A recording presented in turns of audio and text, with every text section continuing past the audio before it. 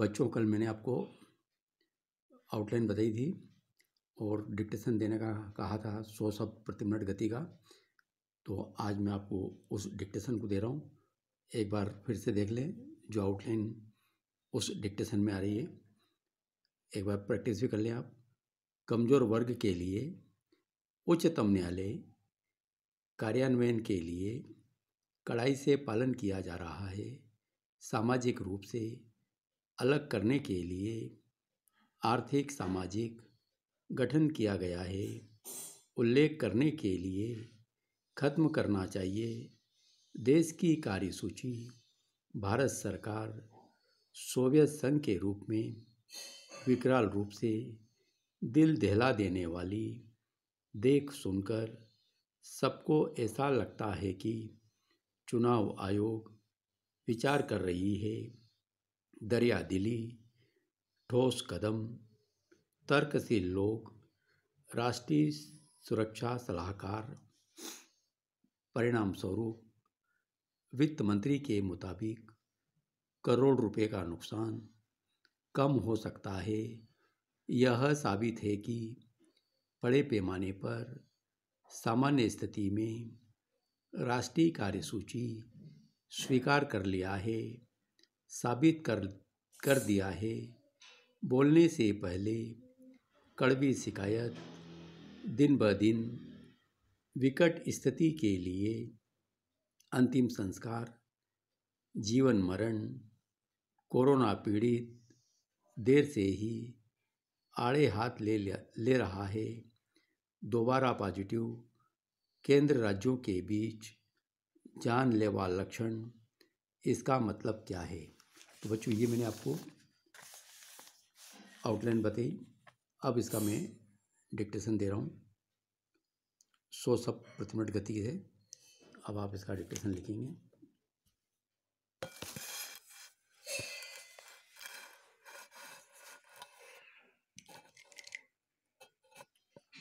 Yes, start.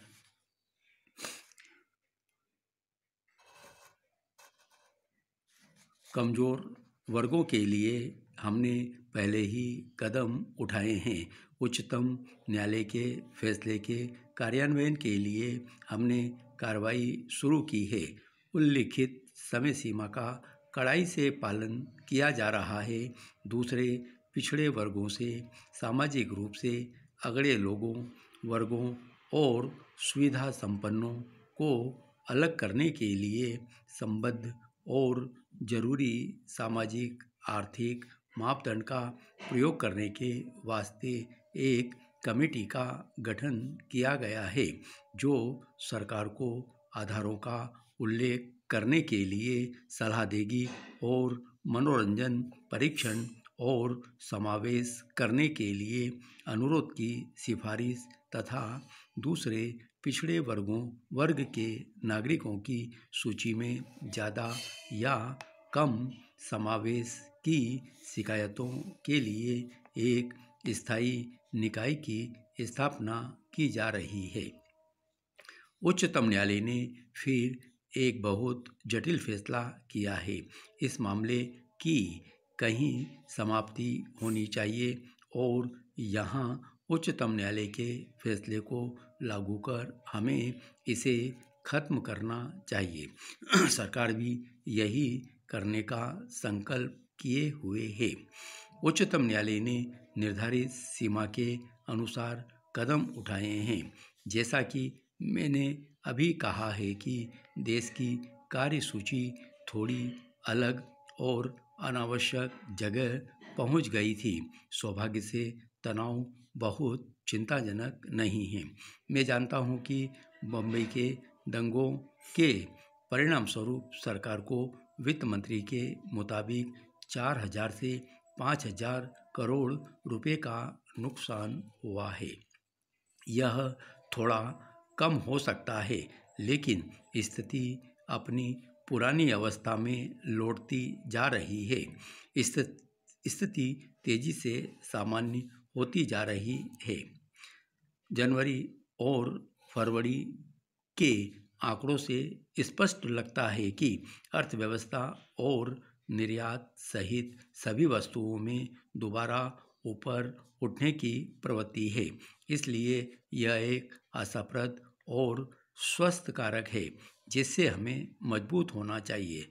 तथ्यों से यह साबित है कि केवल पिछले एक महीने या 5-6 सप्ताहों में हम अन्य देशों से बड़े पैमाने पर विदेशी निवेश प्राप्त करने में सफल हुए हैं। अयोध्या मसले के तुरंत बाद लगभग एक पखवाड़े या महीने भर तक हिचकिचाहट की प्रवृत्ति थी। उन्होंने अपने से पूछा कि भारत क्या फिर से सामान्य स्थिति में आ पाएगा। एक महीने बाद यह फुहार से शुरू होकर अब प्रचंड धारा बन गई है। मुझे भरोसा है कि हम पहले ही पटरी पर लौट आए हैं। राष्ट्रीय कार्यसूची ढूंढ ली गई है जिसे हमने और दूसरे देशों के हमारे मित्रों ने स्वीकार कर लिया है।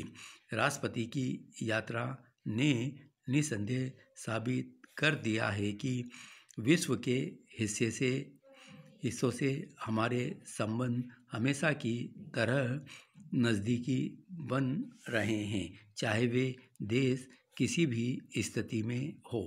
हमने कई बकाया समस्याओं को सुलझा लिया है। मेरे बोलने से पहले कुछ सदस्य रूस की घटनाओं के बारे में पूछ रहे थे।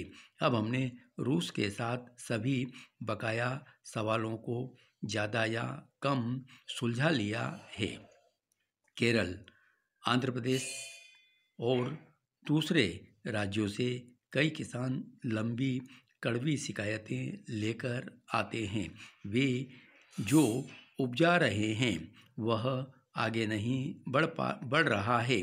भारत सरकार हमारे लिए बाजार क्यों ढूंढती है? हमारे पास सोवियत संघ के रूप में सिर्फ एक ही स्थापित बाजार है और वह भी पूरी तरह क्रियाशील नहीं है। बच्चों, इस डिक्टेशन को एक बार फिर से देख लें।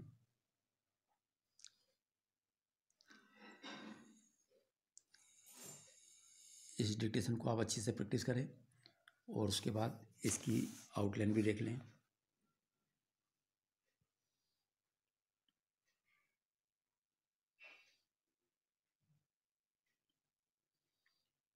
इसको अब आप आराम से 120 तक भी अगर आप लिखना चाहेंगे अलग से तो लिख पाएंगे।